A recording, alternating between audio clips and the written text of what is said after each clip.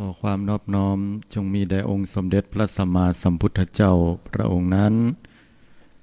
ขอนมัสการซึ่งพระธรรมอันเป็นคำสั่งสอนของพระผู้มีพระภาคและระลึกลำพึงถึงคุณของพระอริยสงฆ์เจ้าสี่กู้แปดจำพวกกราบระลึกนึกถึงคุณของครูบาอาจารย์พระสงฆ์องค์เจ้าทุกตนทุกองค์เจริญสุขสวัสดีสาธุชนญาติโยมพุทธบริษัททุกท่านขณะนี้ท่านกำลังติดตามรับฟังรายการไต่ห่มพระรัตนตรัยออกอากาศกุเจ้าของวันพุธเวลา5 นาฬิกาจนถึงเวลา6 นาฬิกาเป็นเวลา1 ชั่วโมงต่อกันดำเนินรายการโดยอาตมาภาพอนาลัยอนาลโยโดยที่สาธุชนญาติโยมสามารถจะสดับรับฟังพระธรรมเหล่านี้ได้ผ่านสถานีวิทยุเพื่อการศึกษาพระพุทธศาสนาและวัฒนธรรมคลื่น FM 104.50 เมกะเฮิรตซ์วัดฝ่ายหินต้องกราบขอบพระคุณในเมตตาธรรมของหลวงพ่อธรรมครูปริยัติยานุศาสตร์ที่ปรึกษาเจ้าคณะอำเภอเมืองเชียงใหม่เจ้าอาวาสวัดฝ่ายหินด้วยความเคารพและขออนุโมทนาขอบคุณกับท่านอาจารย์พระครูสมุวิสุวัตรวรกิจโจผู้อำนวยการสถานีวิทยุ 104.50 เมกะเฮิรตซ์ตลอดจนถึงติดตามรับฟังได้ทางสถานีวิทยุกระจายเสียง 90.75 เมกะเฮิรตซ์ FM เสียงป่าสางของคุณลัดดาอินตางามต้องขออนุโมทนาขอบคุณมาณโอกาสนี้และสถานีวิทยุกระจายเสียงทุกคลื่นที่ทำการกระจายเสียงลิงก์สัญญาณออกไปอันนี้ก็ต้องขออนุโมทนาขอบคุณกับต่างผู้อำนวยการและเจ้าหน้าที่ของแต่ละสถานีไว้ณโอกาสนี้พร้อมกับติดตามรับฟังได้ทาง YouTube หรือทางด้านอื่นๆบอกว่าจะเป็นในเรื่องของ Facebook ก็ดีก็โดยที่ศรัทธาสาธุชนญาติโยมสามารถโทรเข้ามาร่วมในช่วงของท้ายรายการได้ที่หมายเลขโทรศัพท์0640920919พระไตรปิฎกฉบับบาลีสยามรัฐแปลภาษาไทยเล่มที่12พระสุตตันตปิฎกเล่มที่4มัชฌิมนิกายมูลปัณณาสเปรียบเทียบเสมือนแพร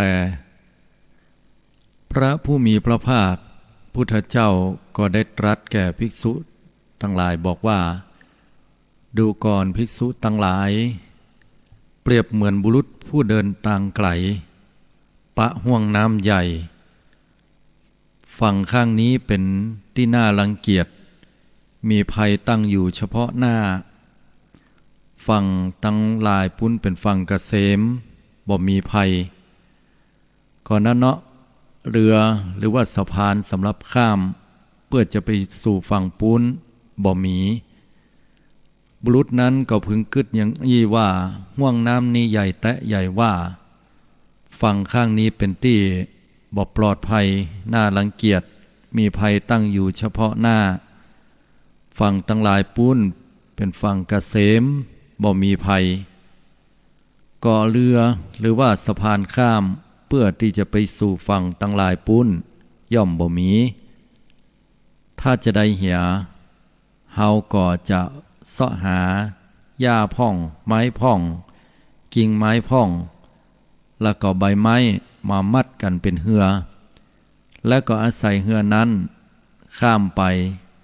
พร้อมกับความพยายามใจตีนใจมือในการกวัดการแกว่งข้ามฝั่งได้โดยความสวัสดีที่นี้แลบุรุษหรือปอจายนั้นที่ได้รวบรวมหญ้าไม้กิ่งไม้และใบไม้มาแปลงเป็นแพอาศัยแพนั้นมีความพยายามตึงมือตึงตีนแล้วก็ข้ามถึงฝั่งโดยสวัสดีปอจายนั้นข้ามไปสู่ฝั่งได้แล้วก็กึดว่าแพเนี่ยมีอุปการะมีบุญคุณต่อเฮาขนาดเฮาอาศัยแพนี้แล้วก็พยายามเอามือไหว้พ่องเอาตีนไหว้พ่องข้ามถึงฝั่งได้โดยความสวัสดีจะได้เหียเฮาก็จะยกแพนี้ใส่บนหัวเฮาแล้วก็แบกไว้ที่บ่าแล้วก็หลีกไปตามความปรารถนาหรือว่าไปตามหนทางตามที่จะไปทางใดก็ไปตามนั้นพุทธองค์ทรงตรัสถามว่าดูก่อนภิกษุทั้งหลายเธอทั้งหลายจะสำคัญความข้อนั้นเป็นไฉน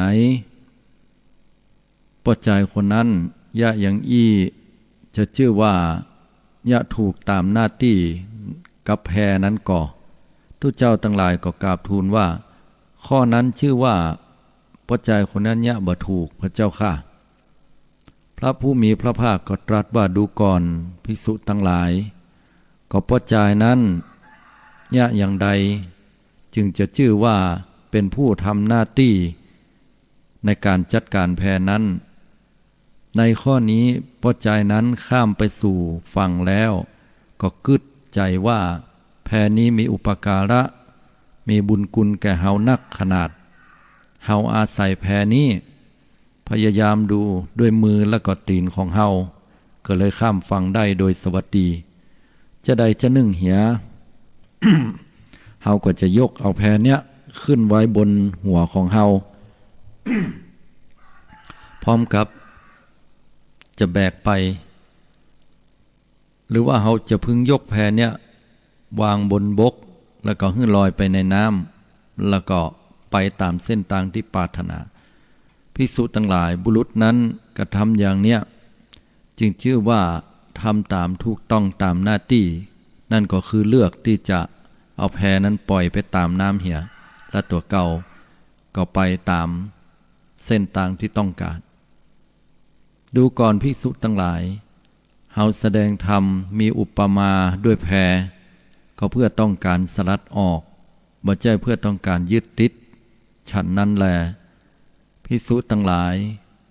หูถึงธรรมมีอุปการะด้วยแพที่เฮาแสดงแล้วแก่ท่านทั้งหลายก็ฮือละแม้ซึ่งธรรมทั้งหลายจะป่วยการไปกล่าวใหญ่ถึงธรรมเหล่าอื่นเล่าอันนี้เป็นพระดำรัสของพระสัมมาสัมพุทธเจ้าที่อาตมาได้ยกมาให้ท่านทั้งหลายได้สดับรับฟังในเจ้าวันนี้พอดีในพระสูตรบทนี้เนี่ยมีความน่าสนใจอยู่ญาติโยมทั้งหลายแก่นของพระสูตรนี้พระพุทธองค์ก็ทรงตรัสสอนให้หมู่เฮาท่านทั้งหลายนั้นละความยึดมั่นถือมั่นในสิ่งทั้งปวงปกติแล้วเนี่ยเฮาจะเลือกทำความดีแล้วก็ละเว้นความชั่วทำจิตใจของเฮาให้ผ่องใสอันนี้คือคำสอนที่เฮาได้รับฟังมาที่นี้หมู่เฮาก็เลือกที่ว่าจะทำดีก็คือใครได้บุญเนาะปกติแล้วเฮาไผก็แค่ได้บุญหมดอะเพราะว่าบุญนี่เปรียบเหมือนเสมือนเหือเสมือนแปรอย่างที่เพิ่นว่าเนี่ยบุญนี่ก็ความดีนี่ก็เป็นส่วนหนึ่งของพระธรรมของพระพุทธเจ้าเนี่ยนะคือการทำความดีด้วยกายด้วยวาจาด้วยใจเนี่ยทีนี้เมื่อถึงที่สุดมาแล้วเนี่ยพุทธเจ้าก็บอกว่าเฮาต้องละบ่ยึดมั่นถือมั่นกับสิ่งต่างๆ บอกว่าจะเป็นสิ่งนั้นจะเป็นบุญก็ตามก็ให้วางลงจะเป็นบาปบ่ต้องกล่าวถึงพุทธเจ้าว่ามันก็ต้องวางอยู่แล้ววางลงทุกสิ่งทุกอย่างบ่ถือมั่นแม้แต่บุญแต่บาปแล้วก็นั่นน่ะคือจุดหมายปลายทางที่เราจะถึงซึ่งนิพพาน ทีนี้ระหว่างที่เฮากำลังจะข้ามน้ำเฮาก็ต้องอาศัยแพเพื่อข้ามไปเนี่ยแปลงแปรแปลงยังเนี่ยเพื่อกับเปรียบเทียบเหมือนความดีของเฮาเนี่ยกายกรรมวจีกรรมมโนกรรมสร้างสมแต่สิ่งที่ดีงามสร้างสมแต่สิ่งที่เป็นบุญกุศลตามหลัก10ประการแล้วก็ต่อแปรต่อเหือของเฮาให้มันดีข้ามไปด้วยความเปลี่ยนพยายามกับมือกับตีนของเฮาพยายามพายไปข้ามไปถึงฝั่งปูนที่ปลอดภัยนั่นก็คือถึงมรรคผลนิพพาน สาธุชนญาติโยมทุกท่านกว่าที่เฮาจะละความยึดมั่นถือมั่นเหล่านั้นได้เนี่ยเฮาก็จะต้องขัดเกลาขูดเกลาฝึกฝนจิตใจของเฮาด้วยเรื่องของศีลสมาธิปัญญาเปิ้นฮ้องว่าไตรสิกขาศีลเป็นเครื่องกำหนดจดเจือและเป็นสิ่งที่ทำให้เฮานั้นได้รับผลเมื่อเฮาปฏิบัติแล้วนั่นก็คือขัดเกลากายกับวาจาของเฮาให้มันสะอาดผ่องใสเมื่อมีศีลอันตั้งมั่นดีแล้วอบรมดีแล้วก็พึงหวังสมาธิที่จะเจริญงอกงามไพบูรณ์เมื่อเฮาอบรมสมาธิดีแล้วก็เป็นเหตุเป็นปัจจัยให้ปัญญาเกิดขึ้นตามลำดับฉะนั้นศรัทธาสาธุชนทุกท่านเมื่อเฮาได้ศึกษาหลักธรรมคำสอนของพุทธเจ้าเนี่ยก็ทำเฮาได้ฮู้แล้วก็กึดว่ากว่าจะถึงในส่วนนั้นเนี่ยมันเป็นเรื่องที่ยากแต่ญาติโยมสาธุชนทุกท่านในโลกใบนี้ในสังสารวัฏนี้บ่มีอะไรอย่างที่ได้มาโดยง่ายทุกคนจะต้องเปลี่ยนพยายามและอดทนความภาคภูมิใจสิ่งใดสิ่งหนึ่งที่เฮาได้มานั้นเนี่ยมันเป็นความภูมิใจที่แท้จริงก่อแปลกเหมือนกันญาติโยมทั้งหลายเมื่อเฮาตั้งข้อสังเกตสิ่งใดก็ตามที่เฮาเปลี่ยนพยายามและอดทน เฮาก็มักจะมีความภาคภูมิใจละหันคุณค่าของสิ่งที่เฮาเปลี่ยนพยายามบ้านหลังหนึ่งรถสักกันหนึ่งปริญญาสักใบหนึ่ง เฮาก็จะหันคุณค่าว่าเฮาอุตส่าห์ออมเปาะออมปอยหอมยับเก็บเงินเหล่านั้นไว้เพื่อจะซื้อบ้านสักหลังไม่ใช่เรื่องง่ายคนบางคนต้องใจเวลาเป็นทั้งชีวิตกว่าจะได้บ้านสักหลังหนึ่งคนบางคนก็บ่มีโอกาสในการจะสร้างบ้านด้วยซ้ำเพราะแม้แต่ว่าจะกินก็ทุกข์ยากลำบากคนบางคนต้องพยายามเก็บเงินเดือนเงินดาวตัวเก่าหรืออาจจะไปดาวเปิ้นผ่อนเอากว่าจะได้รถมาสักกันต้องใช้เวลาเป็น4-5 ปีก็มี คนบางคนได้นำมาใจแล้วเมื่อถึงเวลาแล้วก็บ่ได้ส่งเป็นสัก2 งวด 3 งวดคนที่มาทวงหนี้ก็กำชับแล้วกำชับแหมถ้าว่าบ่ได้แหมงวดก็จะยึดคืนสุดท้ายก็ต้องจำใจได้ถูกยึดไปก็มีเป็นเรื่องที่น่าเศร้าใจและน่าหันใจสาธุชนญาติโยมทุกท่านถ้าเฮาเพียรพยายามในสิ่งไหนแล้วเฮาจะหันคุณค่าในสิ่งนั้นเมื่อเฮาหันคุณค่าในสิ่งนั้นแล้วเฮาจะรู้สึกว่ากว่าจะได้มาเนี่ยมันเป็นสิ่งที่ยากยิ่งแต่มันตรงกันข้ามคนละเรื่องกับสิ่งที่เฮาบ่ได้พยายามอย่างนักเฮาก็จะบ่ค่อยจะหันคุณค่ามันบ่ว่าจะเป็นเรื่องของการที่เฮาได้ทำสิ่งใดสิ่งหนึ่งแล้วมันบ่ได้มาด้วยความพยายามอย่างนักเนี่ยยกตัวอย่างเช่นว่าถ้าเป็นสมัยก่อนเนาะไม่ยิงกับเปิ้นจายเนี่ยกว่าเปิ้นจะมาเป็นกู้ตัวผัวเมียกันเนี่ยเปิ้นจะต้องไปอู้ไปจาไปแวะไปเวียนไปแอวไปเกี่ยวพาราสีกันเปิ้นจายจะต้องไปแอวแล้วก็ไปอู้จากับฝ่ายของพ่อของแม่ของไม่ยิงต้องพิสูจน์ความฮักกันต้องมีความอดทนอดกลั้นจะถูกเนื้อต้องตัวกันนั้นก็กลัวว่าจะผิดผีเป็นจาหีดหอยอันดีงามของคนสมัยก่อนว่ากว่าจะได้กันมาเป็นกู้ผัวตัวเมียสามีภรรยาเป็นเรื่องยาก ต่อมารุ่นต่อมาแหมก่อ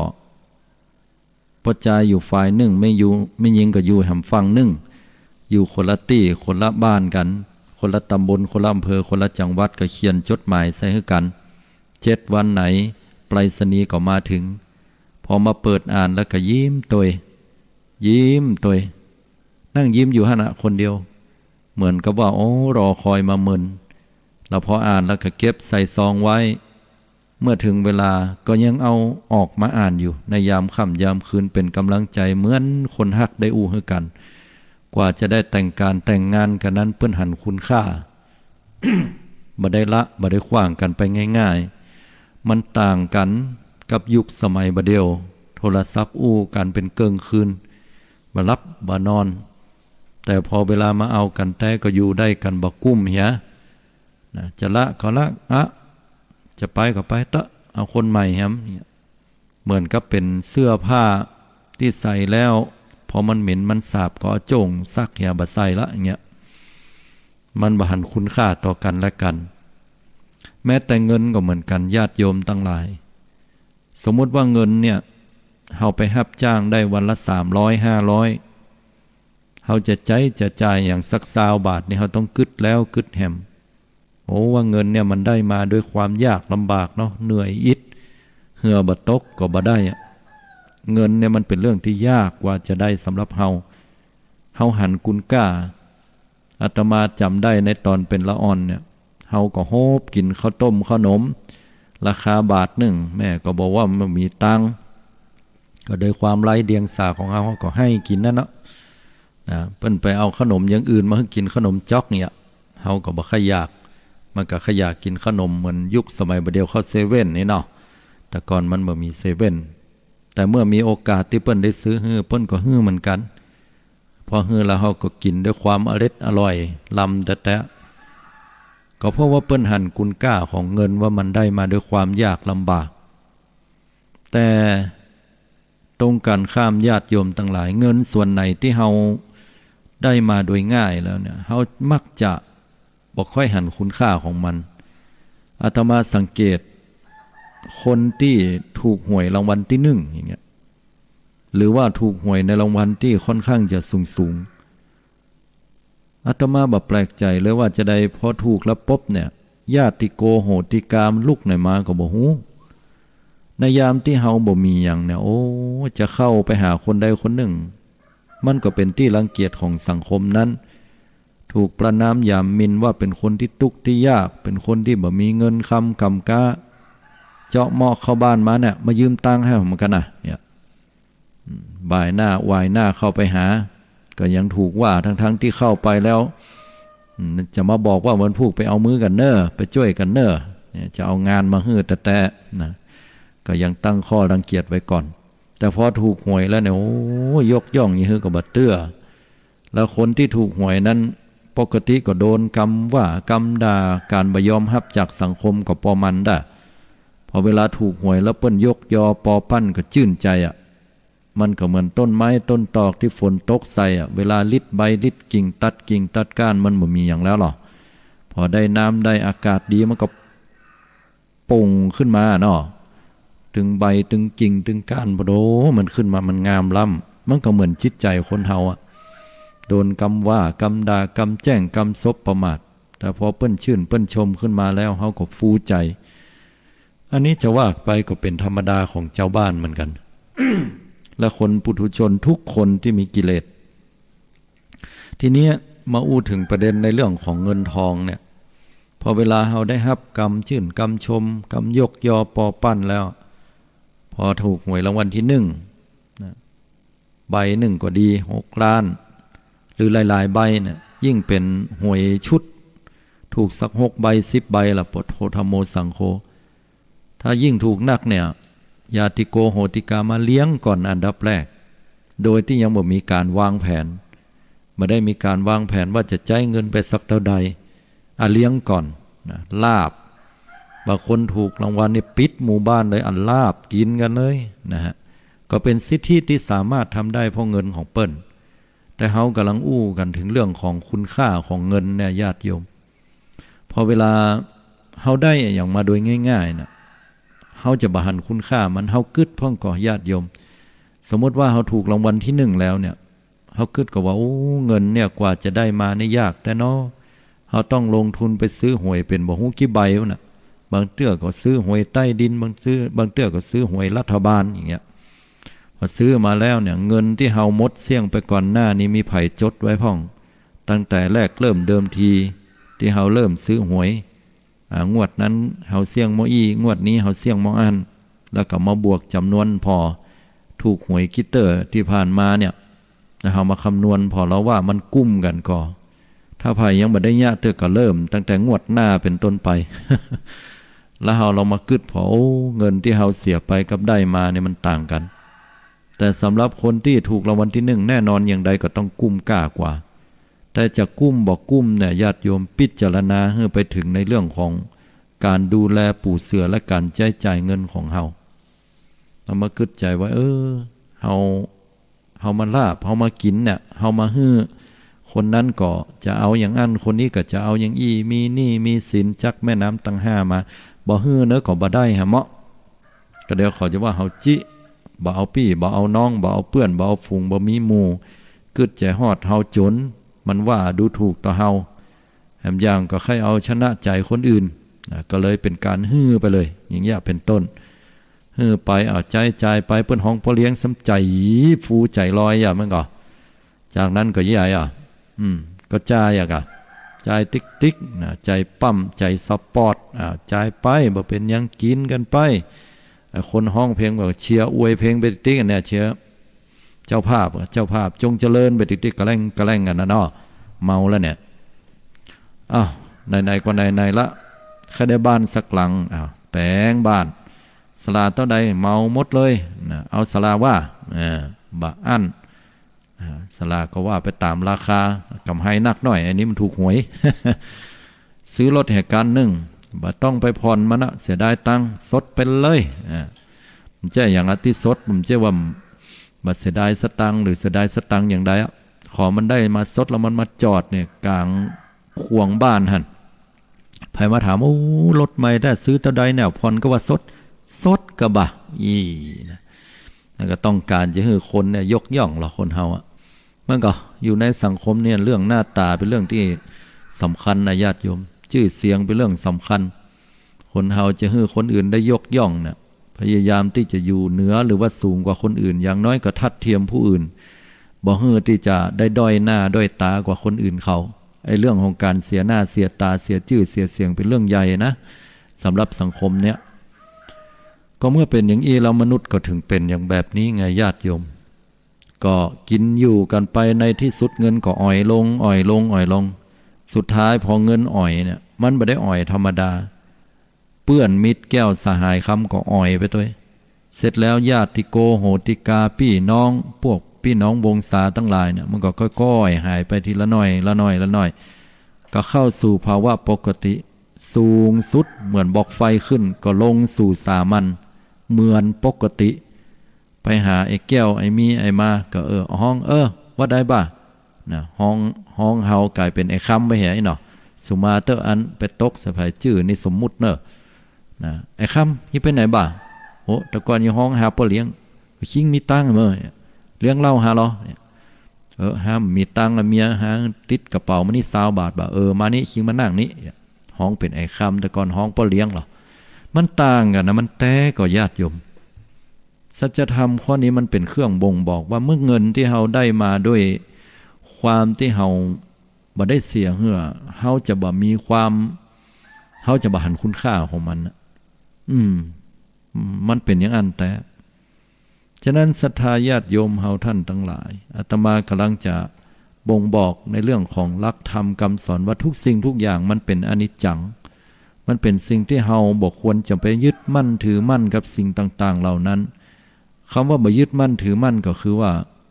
อย่างก็ตามที่บอกว่าจะเป็นในเรื่องของทรัพย์สินสิ่งของที่เกิดขึ้นมาก็ตามบอกว่าจะเป็นในเรื่องของชื่อเสียงเงินทองพุทธเจ้าเพิ่นก็ถึงบอกแล้วว่ามีลาภเสื่อมลาภก็คือเงินทองเนี่ยลาภะเนี่ยบ่ใช่ลาภจีนนะลอลิงสระอาพอสำเภาเนี่ยมีลาภเสื่อมลาภ เฮาเคยมีเงินมีทองเปิ้นห้องพ่อเลี้ยงสักวันเปิ้นก็อย่าห้องว่าไออีอย่างเงี้ย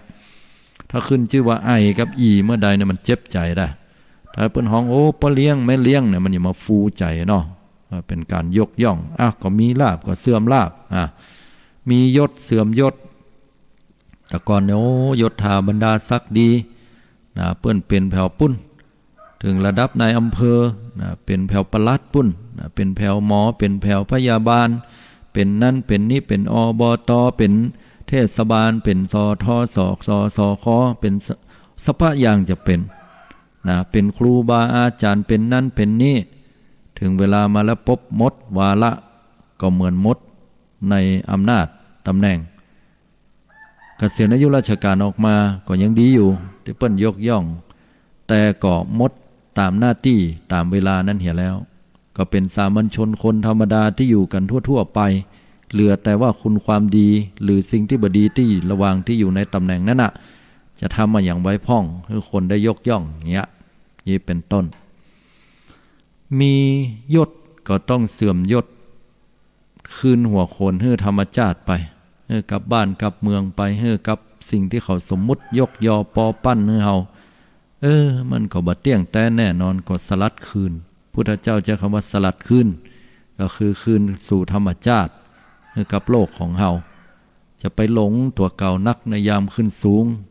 จะไปน้อยเนื้อต่ำใจนักในยามที่ตัวเฮาต้องตกต่ำจะไปกึดอาฆาตพยาบาทจองเวรสิ่งใดเพื่อเข้าใจสัจธรรมสิ่งต่างๆว่ามันมีเกิดขึ้นตั้งอยู่และดับไปมันมีขึ้นก็มีลงมีลงก็มีขึ้นมันจะเป็นกระแสแบบเนี้ยโลกเฮามันก็จะมีกันมอกเอี้ยมียศก็เสื่อมยศกันไปจะไปยึดติดเมื่อใดที่เฮายึดติดในคำว่าของกูเมื่อนั้นน่ะความทุกข์มันเกิดขึ้นละแต่เมื่อใดที่เฮาสวมหมวกใส่หัวโขนนี่ก็แสดงให้มันเต็มที่เปิ้นให้เฮาเป็นพระลักษณ์ก็แสดงเป็นพระลักษณ์เปิ้นให้เฮาเป็นพระรามก็แสดงเป็นพระรามเปิ้นให้เฮาแสดงเป็นยักษ์ก็แสดงเป็นยักษ์บทไหนบาทนั้นให้มัน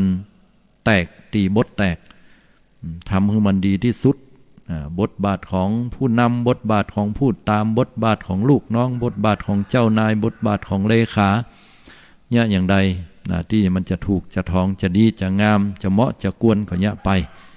เสร็จเรียบร้อยแล้วเมื่อสิ้นสุดเฮาก็วางหัวโขนนั้นไว้เหลือแต่คุณงามความดีที่เปิ้นจะได้ยกได้ย่องได้บอกได้กล่าวเฮาถึงบ่แปลกใจเวลาคนที่เกษียณอายุราชการหรือว่าลาออกแล้วเป็นพ่อหลวงบ้านเก่าเปิ้นก็ยังฮ้องพ่อหลวงเพราะอะไรยังก็เพราะว่าเคยสร้างคุณงามความดีให้กับหมู่บ้านยังเป็นที่จดจำตึงตาตึงใจไว้อยู่ก็ฮ้องก็เพราะว่ายกย่องในคุณความดียังฮ้องกำนันยังฮ้องสสทถึงแม้ว่าจะเป็นอดีตไปแล้วก็ตามบางทีก็ฮ้องครูบาอาจารย์ยังฮ้องหมออยู่ทั้งที่เกษียณอายุราชการก็เพราะว่าความดีของเปิ้นนั่นละอย่างเนี้ยเป็นต้นฉะนั้นเฮาก็ต้องทำใจว่าทุกสิ่งทุกอย่างมียศก็เสื่อมยศมีความสุขก็ต้องมีความทุกข์คู่กันในวันใดที่เฮายิ้มแย้มแจ่มใสมีความสุขดอกไม้เหี่ยวบ่ได้มันยังงามเลยโยมพอดอกไม้เหี่ยวเนี่ยมันยังงามแต่งามว่าดอกไม้มื้อนี้มันเป็นศิลปะอย่างหนึ่งเนาะว่าดอกไม้เหี่ยวมันก็มีสีสันของมันว่าเหี่ยวเฉาไปเป็นของที่ดูเน่าๆแม้ว่าเขาจะพอบางงามในส่วนของความเป็นจริงตัวนั้นแต่พอในเรื่องของศิลปะมันก็เป็นธรรมชาติของมันเนาะมันก็งามแต่เมื่อใดก็ตามที่เขาประสบกับความทุกข์เดิมเขามีสุขภาพแข็งแรงต่อมาหมอบอกว่าเป็นโรคร้ายแรงที่รักษาบ่หายดอกกุหลาบที่เขาว่ามันงามนักงามหนาดอกลิลลี่ที่เขาอยากจะยนโฉมดอกไม้อย่างที่เขาหันว่ามันเหมาะมันงามเนี่ยมันก็กลายเป็นสีขาวกับสีดำไปเนี่ยมันมีอยู่แค่สองสีแต่ก็คือจิตใจมันเศร้ามันหมองเหลือเกินโลกใบนี้อย่ามาหม่นมามองอย่ามาคับอย่ามาแคบอย่ามาบอกกว้างไปตั้งหน้าอย่ามาบอกเป่งบอกว่าเมื่อใดจะมีแสงสว่างให้เฮามาเนาะความหวังที่เฮาจะมีชีวิตอยู่ยาวไปอย่างเงี้ยนี่คือคนเฮามันมีสุขแล้วก็ต้องมีทุกข์ความทุกข์ที่เคยเข้ามาแต่ก่อนเป็นคนร่ำคนรวยบ่เมินบ่นานเจอพิษเศรษฐกิจบ่ฮู้จะไปโทษไผดี ในที่สุดแล้วเงินคำกำก้าที่หามาได้ก็หมดเสี่ยงหายไปหนีเฮาไปหมดมีเงินนับว่าเป็นน้องมีทองนับว่าเป็นปี้สุดท้ายแล้วก็บ่มีภัยที่จะพอแม้แต่หน้าเฮาหมาแมวมันยังเมินไปเหียเพราะเฮาไม่มีข้าวให้มันกินอย่างเงี้ยมันเป็นความเจ็บปวดใจญาติโยมทั้งหลายมีสุขแล้วจะไปหลงละเริงมีทุกข์ก็ต้องมีความอดทนสังเงียมเจียมตัวเฮาบ่น้อยเนื้อต่ำใจถ้าเฮาบอกไปเปรียบเทียบกับภัยความสุขกับความทุกข์เหล่านี้มันก็เกิดขึ้นได้แล้วมันก็เปลี่ยนไปได้สุดท้ายมีสรรเสริญมีนินทาคนเฮาได้รับการยกย่องคนนั้นเพิ่นจะยกย่องชมเชยเฮาว่าเป็นคนดีคนนั้นอย่างนี้คนเก่งคนมีความสามารถนะคนตั้งหลายก็ยกย่องชมเชยเฮาก็ฟูใจนั่นปลาบปลื้มปีติใจแต่พอณวันหนึ่งเนี่ยสถานการณ์มันเปลี่ยนไปจากคนที่เพิ่นเคยชมเฮาก็อาจจะด่าทอว่ากล่าวหรืออาจจะชมด้วยความบ่จริงใจคนเฮาเนี่ยเพิ่นว่าพอความจริงใจพอในยามที่เฮาตกทุกข์ได้ยากยามที่เข้าตาจนภัยที่เปิ้นปรารถนาดีบ่ปรารถนาดีมันพอออกญาติโยมตอนนั้นจะซ้ำเติมหรือว่าจะช่วยประคับประคองเฮาอันนั้นล่ะมันเป็นของแท้ยามที่เฮามียศถาบรรดาศักดิ์มีเงินคำกำกาภัยที่ไหนก็ใครเข้ามาภัยที่ไหนก็ปรารถนาดีหมดแต่ในยามใดที่เข้าตาจนความทุกข์มันเข้ามาอุปสรรคปัญหามันขวางกั้นเป็นเหตุเป็นปัจจัยให้เฮานั้นจะต้องเดือดร้อนบากหน้าไปขอความช่วยเหลือภัยก็บ่ได้นะเมื่อนั้นมาแล้วเนี่ยบอกว่าจะเหตุการณ์อันใดที่เป็นฝ่ายลบเกิดขึ้นกับเฮาต้องตั้งมั่นมีสติต้องมีขันติความอดทนและก็มันจะหันสัจธรรมอยู่อย่างหนึ่งเหมือนกับเฮาเป็นโรคเนี่ยเวลาสบายมันบ่เป็นหยังแต่พอเฮาเจ็บเฮาป่วยแล้วเนี่ยญาติโยมทั้งหลายเฮาจะหันทุกสิ่งทุกอย่างว่าร่างกายเฮามันเปลี่ยนแปลงอย่างใดมันมีไข้กาเฮาไปยกอย่างนักๆเฮายังยกบ่ได้เลยนะระหว่างนั้นเฮาก็จะฮู้แล้วว่าอวัยวะส่วนไหนที่มันยังดีอยู่คอยประคับประคองเฮาไว้บ่ให้เฮาล้มเฮาระเนระนาดมันหันสัจธรรมในความมืดมนอนทการมันจะมีแสงสว่างบางอย่างให้เฮาได้หันถ้าเฮาใจปัญญาแตงเล็งหันแล้วเฮาจะฮู้คุณค่าของความทุกข์เฮาจะฮู้คุณค่าของคำว่ามีสรรเสริญและมีนินทาเป็นเครื่องกู้กันเป็นธรรมดาธรรมชาติคนเฮาจะหลีกเลี่ยงสิ่งเหล่านี้ไปบ่ได้แม้แต่พระสัมมาสัมพุทธเจ้าพระองค์ท่านก็ยังมีกรรมสรรเสริญยกย่องก็มีกรรมนินตาเนี่ยเปิ้นว่ากล่าวไว้อย่างนั้นน่ะเพราะฉะนั้นแล้วคนเฮาเนี่ยมนุษย์มันเป็นเรื่องที่ธรรมดาที่สุดถ้าเฮาอยู่ระหว่างเหนือสิ่งเหล่านี้คือโลกธรรม8นะโลกธรรม8ประการเฮาก็จะขึ้นชื่อว่ามีจิตใจอันสงบสุขที่บ่ต้องได้ไปยึดมั่นถือมั่นสิ่งต่างๆเหล่านั้นแม้ธรรมพระสัมมาสัมพุทธเจ้าเนี่ยที่ได้กล่าวไว้เบื้องต้นเตียตมาและยกตัวอย่างให้หมู่เฮามาเรื่อยๆว่าปกติเฮาจะต้องทำดีละกะละชั่วแต่เมื่อประพฤติปฏิบัติธรรมแล้วพุทธเจ้าอันนี้เป็นธรรมชั้นสูงนะญาติโยมเมื่อเฮาปฏิบัติศีลสมาธิปัญญาขึ้นขั้นสูงที่สุดแล้วเนี่ยแม้แต่ธรรมของพระพุทธเจ้าพุทธองค์ก็ทรงให้วางลงเหียบ่ให้ยึดมั่นถือมั่นไว้เปรียบเทียบอุปมาเหมือนกับแปเนี่ยที่เปิ้นแปลงไว้แล้วบุรุษจะข้ามน้ำไปแห่งฝั่งเพื่อความปลอดภัยระหว่างที่ข้ามน้ำก็ต้องประคับประคองตัวเก่าต้องอยู่กับแปนั่นน่ะบ่ไปไหนโดดลงน้ำอาจจะโดนจระเข้หรือว่าว่ายน้ำบ่เป็นก็ดิกน้ำตายจมน้ำตายไปเหียอย่างเงี้ยก็เหมือนกันนะญาติโยมในยามที่เฮายังเป็นปุถุชนคนธรรมดาจะต้องข้ามน้ำข้ามฝั่งวัฏสงสารถึงนิพพานเนี่ยเฮาก็จะต้องเปลี่ยนพยายามทำความดีให้นักสะสมความดีเพื่อเฮาจะบ่เดือดร้อนถึงกายวาจาใจสะสมความดีไว้แล้วมันจะส่งเสริมสนับสนุนให้เฮาปะสิ่งดีๆนักกว่าสิ่งบ่ดีจะมีคนยกย่องสรรเสริญนักกว่าคนติฉินนินทาจะมีคนฮักนักกว่าคนจังจะมีคนที่เปิ้นให้โอกาสนักกว่าคนที่เปิ้นฉวยโอกาสจากเฮาไปจะมีคนที่คอยประคับประคองเฮานักกว่าคนที่พยายามจะลบล้างจะทำให้เฮาล้มลง อันนี้คือบุญคือความดีคือสิ่งที่เราจะต้องทำญาติโยมแล้วที่สุดเมื่อถึงฝั่งแล้วก็สลัดขว้างทิ้งขว้างไปเหียบ่เอาละบุญบ่เอาละความดีอย่างต่างๆวาดวางลงไปเหมือนเหือเขาขึ้นฝั่งแล้วบ่ต้องแบกมันไปตัวนักบ่ได้เอาทีบหัวทรงแล้วเขาก็ขึ้นไปจะไปทิศใดตั้งใดเขาก็ไปตามความปรารถนาอันนี้ก็คือหลักธรรมที่พุทธเจ้าทรงตรัสสอนไว้ถามว่ามีประโยชน์อย่างก็มีประโยชน์เพื่อที่จะให้หมู่เฮาได้รับรู้กันเนาะว่าสุดท้ายแล้วเนี่ยอย่างเฮาได้เคยเรียนรู้กันมาก่อนหน้าว่าตายไปก็บ่มีหยังแม่นก็เงินสักบาทก็บ่มีถึงเพลิงเชิงตะกอนเพื่อกับเผาขว้างอันนั้นคือสัจธรรมเบื้องต้นแห่งความบ่มีอย่างนะญาติโยมแต่ที่สุดแล้วแม้ธรรมะของพุทธเจ้าเนี่ยดีที่สุดแล้วก็ยังต้องวาดวางลงปลงวางบ่ให้ยึดมั่นถือมั่นจะกล่าวไปยัยถึงอธรรมคือบาปกรรมต่างๆสิ่งบ่ดีถึงมวลอย่างอื่นก็ละวางไว้หมดแม้แต่พระพุทธองค์ก็บอกว่าดูก่อนภิกษุทั้งหลายเฮาตถาคตหูชัดแล้วเข้าถึงแล้วซึ่งนิพพานเข้าถึงแล้วซึ่งอารมณ์นิพพานแต่เฮาตถาคตก็บ่ยึดมั่นถือมั่นในอารมณ์แห่งนิพพานนั้นถามว่าเมื่อถึงนิพพานแล้วบ่ยึดนิพพานแล้วไปยึดหยังพุทธองค์ก็ทรงตรัสให้เหตุผลว่าความยึดมั่นถือมั่นในสิ่งใดๆก็ตามแม้แต่อารมณ์แห่งนิพพานนั้นก็ขึ้นชื่อว่าเป็นภพฟังไว้ให้ดีนะญาติโยมพุทธองค์เข้าถึงนิพพานแล้วในอารมณ์แห่งนิพพานนั้นก็บ่ยึดมั่นถือมั่นในอารมณ์เหล่านั้นเพราะยังเป็นภพอยู่เมื่อความเป็นภพเกิดชาติชรามรณะโศกปริเทวะทุกขโทมนัสอุปายาสะเนี่ยเกิดขึ้นเป็นลำดับความโศกความพิไรลำพันธ์ความบัดสบายกายบัดสบายใจมีหมดเลยอย่างเนี้ยเป็นต้นเพราะฉะนั้น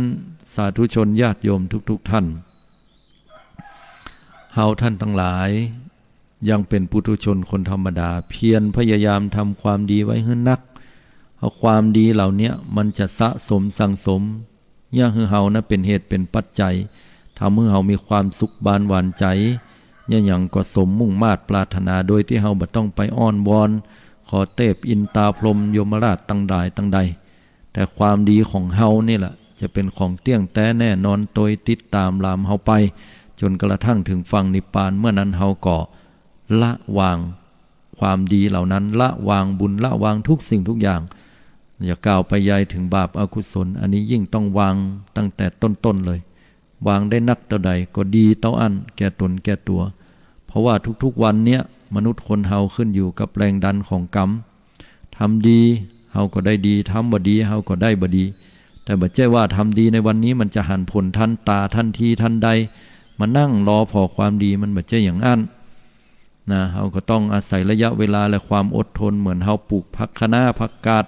ปลูกข้าวมันปลูกปุ๊บมันมานั่งรอวันพุกมันจะออกแล้วมันเป็นไปบ่ได้ญาติโยมมันก็ต้องใช้ระยะเวลาและความอดทนผืนนาที่มีนาดีมีปุ๋ยดีเข้าพันธุ์ดีปลูกมาก็ออกดอกผลิผลได้บวยได้ดีได้งามเฮาก็เก็บเกี่ยวได้ดีผืนนาได้แล้งผืนนาได้บ่มีปุ๋ยผืนนาได้มีเมล็ดข้าวที่หว่านลงเป็นข้าวรีบเป็นส่วนนัก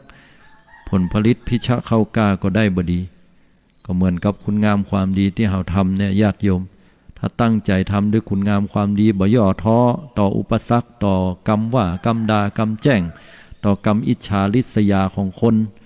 ต่อกรรมของความบ่ปรารถนาดีความบ่เข้าใจของคนเฮาตั้งมั่นอยู่ในความดีของเฮาทำไปขึ้นชื่อว่าความดีแล้วทำไปเถอะเฮาท่านทั้งหลายก็จะปะในสิ่งที่เป็นดีๆเหล่านั้นในอนาคตการปางไปหน้าก็ขออนุโมทนาสาธุชนญาติโยมทุกท่านที่ได้สดับรับฟังธรรมในวันนี้โทรเข้ามากันได้ที่หมายเลขโทรศัพท์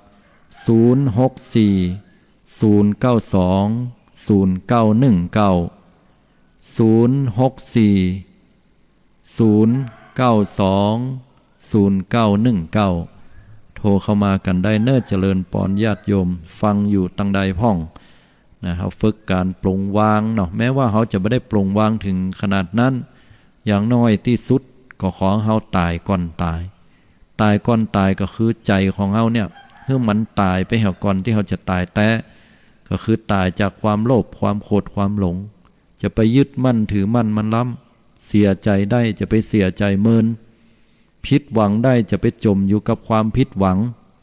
พยายามหาทางในอันที่จะแก้ไขปรับปรุงในอันที่จะพัฒนาตัวเก่าโดยที่บ่ต้องไปใส่ใจในสิ่งเลวร้ายอื่นใดมีความตั้งมั่นในคุณความดีหลักธรรมคำสอนของพระพุทธเจ้าเฮาก็จะปะแสงสว่างที่ดี7631ขออนุญาตรับสายเจริญปอนโยมไม่ลงฟังซึ้งใจวันนี้ซึ้งใจกะคนเดียวนะวันนี้ถูกใจอะธรรมะถูกใจลงขนาดลงอยู่คนเดียวกึดไปบ่กึดไปเลยตอนแรกจะไม่หลงทำความดีขนาดหลงตุกยากขนาดแล้วไม่ได้อย่างอี้ไม่ได้อย่างอี้เป็นเลยละเฮาอยู่คนเดียวเลยก็หลงขนาดอ๋อมันต้องกึดหลงบ่ต้องกึดหลายเนอะตั้งมั่นอยู่ความดีหนักๆที่หลงได้ประสบกึดแล้วน้ำตาเขาก็ยาทั้งลูกคือถึงเต่าลึงหัวแบบเวลาเฮาบ่หลงเฮาทำดีขนาดลงเป็นคนตุกคนยากมาก่อนแล้วนะท่านพระครูลงทำความดีแบบเป็นหันความดีเนี่ยเป็นไปสู่คอเนาะอยากเด็กบุญสำลักไปโม้เนี่ยเขาสิ่งใจขนาดขอพระคุณหลายๆเนี่ยกำนำคำสอนนั่นน่ะสาธุตัวเน้อหลงอาตมาก็ดีใจเนาะขออนุโมทนาเป็นกำลังใจเหอะลงเน้อสู่ต่อไปลงเอ้ยลุงก็มีพออยู่พอกินลูกหลานของบ้านละลูกหลานห่างๆของบ้านละนะอ๋อดีละงานเด็กแน่มันก็ไปหมดอ่ะเนาะเขาก็ไปตามเหตุตามปัจจัยเขาอนุโมทนาเน้อถึงใจขนาดน่ะสาธุเน้อบุญกรรมบุญจูเน้อเป็นกำลังใจเหอะลงเน้ออนุโมทนาเน้อสาธุญาติโยมทั้งหลายคนเฮาบ่มีอะหยังสมบูรณ์แบบมนุษย์คนเฮาพุทธเจ้าตรัสว่ามีความพล่องอยู่เป็นนิดคือบ่มีไผสมบูรณ์แบบในชีวิตเนี้ยคนรวยทุกคนเนี่ยสมปรารถนาทุกคนลูกหลานตานเต้าพร้อมเขาอาจมีบางสิ่งบางอย่างที่อยู่ในใจที่บ่พร้อมก็ได้คนเฮาบ่ได้เกิดมาด้วยความพร้อมทุกอย่างมันจะเป็นสิ่งที่แรงผลักดันหรือสิ่งที่ขาดด้อยอยู่ในใจก็แล้วแต่อย่างแม่หลวงแม่อุ้ยคนเนี้ยอาตมาขอให้กำลังใจเปิ้นบอกว่าเขาบ่ได้อยู่ตัวเฮาอาจจะแฟนเปิ้นได้เสียไปลูกเต้าได้เสียไปก็ดีหรือบ่มีโอกาสเปิ้นไปอยู่ที่อื่นที่ไกลแต่ก็บ่ละลูกหลานห่างๆก็ยังดูแลขอให้แม่อุ้ยแม่หลวงได้รับรู้รับทราบตัวว่ามันเป็นวิบากกรรมของเฮาในอดีตชาติที่เฮาเคยกระทำไว้แต่เฮาบ่ต้องไปน้อยใจเน้อคุณความดีที่เฮาเนี่ยในวันเนี้ยอย่างน้อยก็มีลูกมีหลานอยู่อย่างน้อยก็มีกัลยาณธรรมคนรอบข้างเปิ้นบ่ปล่อยให้เฮานั้นได้เจ็บเป็นเย็นอุ่นได้ตายไปอย่างไร้ญาติขาดมิตรบ่มีอย่างอี้แน่อาตมาเชื่อในบุญในความดีญาติโยมทั้งหลายและให้เฮามั่นใจเตอะแม่อุ้ยยายไม่หลงว่าชาติหน้าถ้าพบหน้าเฮาได้เกิดเนี่ยเฮาจะมีคนห้อมล้อมกายเฮาจะมีคนที่ดูแลพอกอยเอาใจใส่เฮาและก็จะบ่มีคำว่าขาดเฮาจะมีแต่คำว่าเติมเต็มให้กันและกันเป็นกำลังใจให้เน้อแม่อุ้ยแม่หลวงเน้อสู้ต่อไปอยู่ต่อไปเพื่ออย่างเพื่อสร้างความดีไงเพื่อสร้างสรรค์สิ่งดีๆพ่อแม่เฮาเนี่ยเปิ้นฮื้อต้นทุนคือชีวิตของเฮามาแล้วบางคนบ่ฮู้คุณค่าที่พ่อแม่ฮื้อต้นทุนมาฆ่าตัวเก่าตายบ่ถูกอาตมาว่าตึงบ่ถูกเป็นการดูถูกพ่อแม่ที่เปิ้นฮื้อต้นทุนเฮามาเปิ้นฮื้อต้นทุนเฮามาสร้างความดีหรอเปิ้นฮื้อทุนเฮามาโดยที่เปิ้นบ่ได้กึดที่จะเอาคืนแล้วเฮาไปตัดทุนเปิ้นขว้างโดยการฆ่าตัวตายอย่างเงี้ยมันบ่ใช่ต้องสู้เกิดมาเป็นมนุษย์เป็นคนเฮาต้องสู้อุปสรรคสู้ได้ก็สู้บ่ได้ก็อดไว้ก่อนวันเวลาก็จะเป็นเครื่องลบล้างสิ่งเหล่านั้นให้จิตใจของเฮาให้มันดีขึ้นเมื่อเฮาปาดน้ำตาแล้วเฮาก็เดินต่อคนที่เข้มแข็งที่สุดบ่ใช่ว่าบ่เคยให้บ่เคยเสียน้ำตาแต่คนเข้มแข็งที่สุดเคยให้เคยเสียน้ำตาแต่เปิ้นบ่ท้อลุกขึ้นมาสู้ต่อเอาน้ำตาเป็นต้นทุนในการต่อสู้ขอให้กำลังใจทุกท่านนะญาติโยมทุกท่านโทรเข้ามาแหมกำเนออาจจะบ่ได้รับตอนที่นะต้องขออภัย0640920919โทรมาแหมกำนึงเนอะต้องขออภัยบ่ได้รับสายตะกี้เนาะ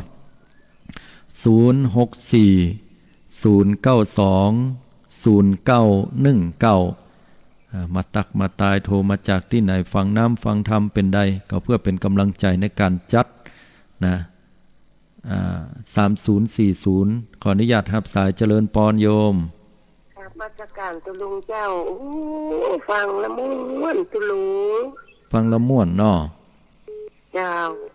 ให้จันหอมประตึงหลวงปู่ล่าเนาะตุลุงฟังชัดเจนดีสาธุอนุโมทนาอาตมาก็ดีใจได้แตนกำน้ำกำเข้านั่นเนอบอกว่าเปิ่นปล่อยวางให้พ่อแม่มันบ่สบายใจตุลุงเนาะ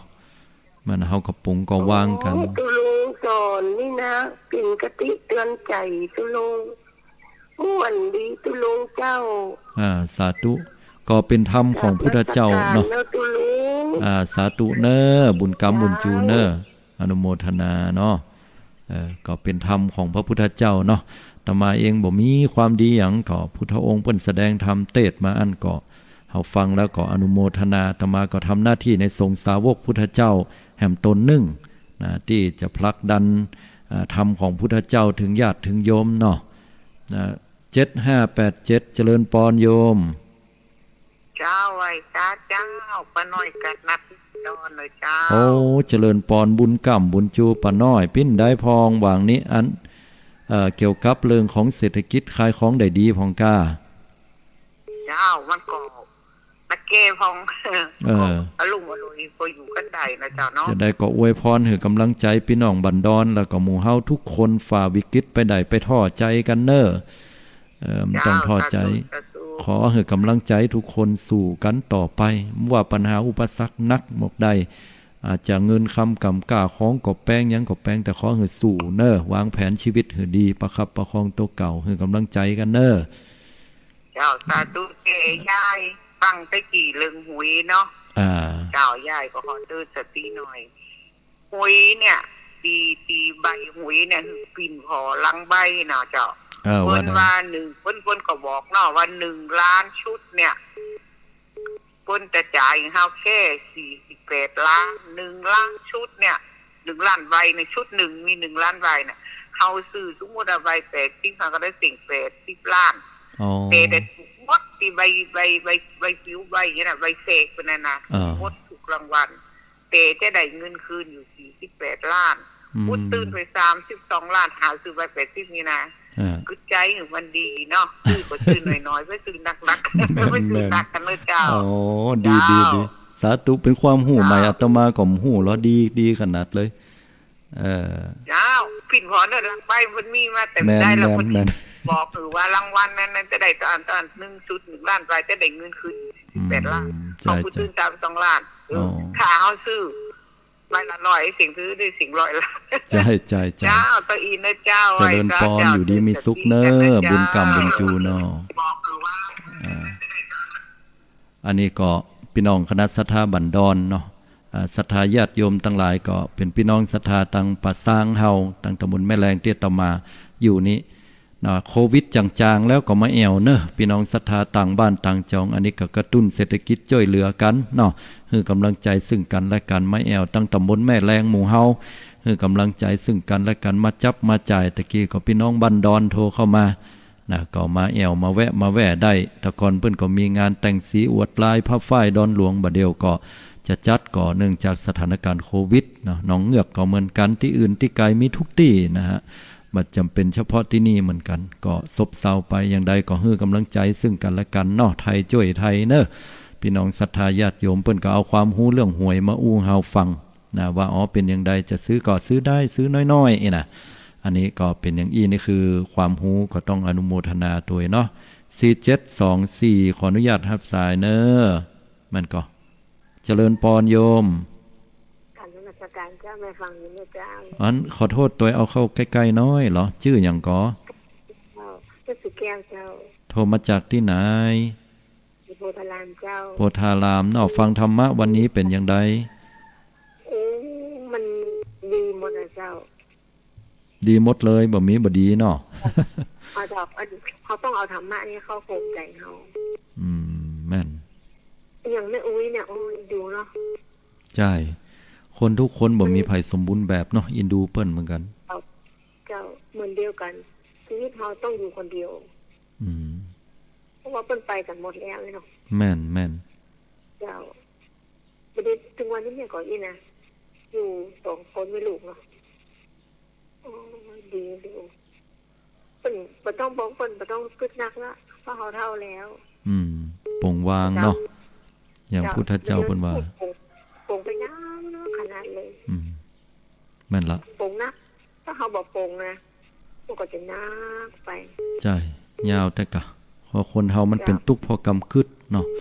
ดังนั้นอาตมาเข้าใจทุกๆคนเนอะบางคนโอ้เพิ่นอยู่คนเดียวเพิ่นง้อยเพิ่นเหงานะเพราะแต่ละคนก็จิตใจความเข้มแข็งบ่เท่ากันแต่อย่างใดก็ยังโยมว่านะถูกต้องละถ้าเฮาบ่ปลงมันก็ทุกข์แต่ทุกข์ของอาตมาก็มีทุกข์ของโยมก็มีทุกข์ของคนอื่นก็มีทุกคนมีทุกข์เหมือนกันหมดทุกคนเนาะวัดวาอารามสมายจุดตุ้งเดี๋ยวสถาก่อนนั่นเนาะอนุโมทนาบุญเนอะญาติโยมเนอะสาธุบุญกรรมบุญจูเนาะสาธุโอ้มีหลายสายที่บ่ได้รับต้องขออภัยนะ4724ไม่ก็เจริญพรโยมเจ้าไว้สาเจ้าท่านแม่สาวรักษ์อภิวงศ์ชัยประการเจ้าโอ้โทรมาไกลแม่สาวรักษ์ว่าจะได้จะฟังธรรมวันนี้เจ้าเข้าใจดีเจ้าม่วนดีเจ้ากรรมเก่าเจ้าปลงวางเนาะทุกสิ่งทุกอย่างบ่ยึดมั่นถือมั่นเจ้าแม่ก็อยู่คนเดียวนะเจ้าทุกวันเนี่ยส่วนนักก่อเป็นคนที่อยู่คนเดียวนี่จะได้โทรได้ฟังธรรมเนาะอาจจะด้วยว่าเป็นสิ่งที่สอนใจเนาะเป็นเครื่องยึดเหนี่ยวใจก็ดีละที่เอาธรรมะเป็นเครื่องสอนใจเป็นเครื่องยึดเหนี่ยวใจนี่เป็นสิ่งที่ดีเนาะก็อนุโมทนาตัวติดตามเนาะให้กำลังใจซึ่งกันและกันเจริญพรสาธุอันนี้โทรมาจากชัยปราการโดยเนาะโทรที่บ่ได้รับสายหำจัดนักต้องขออภัยโดยโทรเข้ามาได้เนอะ0640920919เนาะโทรเข้ามากันได้เนาะที่เฮาอู้กันเรื่องหวยเนี่ยก็บ่เชื่อว่าสนับสนุนให้ญาติให้โยมเนี่ยได้ไปเล่นหวยกันเนอะแต่โดยความเป็นจริงญาติโยมทั้งหลายความเป็นจริงเมืองไทยเฮาก็เป็นเรื่องปกตินะจะก็เป็นเรื่องปกติกันนะเพิ่นก็เล่นหวยกันเป็นหยังอย่าเป็นเรื่องปกติการเสี่ยงโชคเพียงแต่ว่าเฮาจะเสี่ยงโชคแล้วเฮาก็ต้องพอให้ก่อนเนาะบ่ถึงขั้นที่จะต้องไปทุ่มไปเทถึงขนาดนั้นขณะเดียวกันเฮาใครซื้อใครหยังเฮาก็ต้องมีสติมอกปอประมาณมอกม่วนอันนี้บ่ใช่สนับสนุนแต่ว่าอยู่ที่วิจารณญาณของหมู่เฮาเนาะเพราะว่าเฮาก็อยู่กับสิ่งเหล่านี้มาตั้งแต่ไหนแต่ไรกันนี่แต่6338เจริญพรโยมเจ้านมัสการเจ้าโอ้คุณโยมพิสมัยบ่ป้ากันหลายพุทธละเป็นจะได้พ่องจ้าเจ้าโอ้ขึ้นหัวบ่ได้แม่คนนั้นเป็นท้องหวานตัวลุงนี่แหละคือเปิ้นหูคือคุณโยมพิสมัยฮะคุณโยมพิสมัยคือคุณโยมอันยายน่ะเปิ้นหูแม่หลวงนั้นน่ะเปิ้นหูกะว่าอาตมาหนุ่มเปิ้นเคยถามอาตมาแต่เปิ้นฮ้องตุลุงเพราะว่าอาตมาเป็นตุหลวงเปิ้นก็ฮ้องอาตมาว่าตุลุงเอกะว่าเป็นตุหลวงเพิ่นเลยฮ้องกันตุลุงเอกะเปิ้นยกย่องแต่ที่จริงเจ้าตุลุงอาตมาบ่เท่าเด้อเป็นยังได้บ่ป้ากันชัดเมินฮะวันนี้ฟังธรรมะไปลืมเอาลงตังชื่อธรรมะคลายเครียดให้กำเนิดขออนุโมทนาบุญด้วยเจ้าเดี๋ยวให้อาจารย์จัดการให้กันเนาะอาจารย์ว่าเฮามีอยู่หรอกสาธุพระเปิ้นตัวนะบางทีก็ตื่นสายบางทีก็ตื่นเช้าอย่าบ่ตื่นเช้ากับเปิ้นน่ะตื่นเช้าก็มีบางทีก็ตื่นเช้ารถไฟจัดรายการดึกแม่นล่ะเข้าใจโยมเช้ารถไฟก็มีบางทีก็ตื่นสายก็มีแม่นยังได้ก็ดูแลสุขภาพตัวเนี่ยคุณโยมเพราะว่าช่วงนี้มันร้อนนะพยายามจิบน้ำบ่อยๆกินน้ำนักๆหน่อยมันตกแทบทุกวันเนาะใช่ ฝนตกตึงวันต่อตังปากทางโอ้เป็นดีข่อยตั้งเพเนาะอาตมามันบัดตกอ่ะตกมอกแผ่นดินลายน่ะมันตกน้อยเดียวอ่ะเคยให้ตกนักๆอ่ะ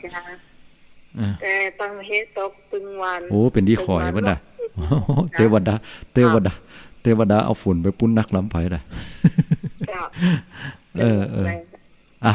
อู้กันมอกม่วนเนาะอนุโมทนาบุญเน้อติดตามเนาะสาธุอนุโมทนาเจริญพรอันนี้ก็เป็นดีม่วนดีงานอูจาตักตายกันเป็นดีข่อยคำว่าเป็นดีข่อยในที่นี้บ่ใช่ไปข่อยอิจฉาที่จะไปแก้แค้นทำลายคนอื่นบ่ใช่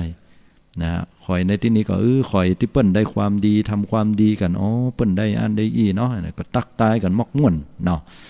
เอาละโทรเข้ามาแหมสักหน่อยได้อยู่เนาะ0640920919เนอะโทรกันเข้ามาได้ญาติโยมทั้งหลายนะพุธหนึ่งก็มาจัดรายการให้ฟังเวลาไปละบ่เหลือเวลาแล้วเนี่ยต้องขออภัยตัวสายทุกสายที่บ่ได้รับอาตมาต้องขออภัยและขออนุโมทนาขอบคุณในกุศลจิตที่ได้โทรเข้ามากันแม้บ่ได้รับเนอะเอาละอาตมาก็ขอนำเอารายการใต้ห่มพระรัตนตรัยในวันนี้ปิกปอกไปเหตุก่อนผิดพลาดใดก็ขอสมาอภัยต่อพระสัมมาสัมพุทธเจ้าพระองค์ท่านแต่คุณความดีใดที่พระองค์ท่านได้ตรัสสอนแล้วข้าพเจ้าในฐานะสงฆ์สาวกของพระองค์ก็ทำหน้าที่ในการเผยแผ่ขอให้พระสัทธรรมจงอยู่คู่โลกาสิ้นกาลนานขอให้ศรัทธาสาธุชนญาติโยมแคล้วคลาดความทุกข์ผ่านพ้นความทุกข์อุปสรรคทุกสิ่งทุกอย่างปัญหาทุกอย่างผ่านพ้นไปได้ด้วยดีและขอทุกท่านปะแต่ความสุขเกษมสำราญที่สุดให้ถึงฝั่งมรรคผลนิพพานทุกท่านทุกคนด้วย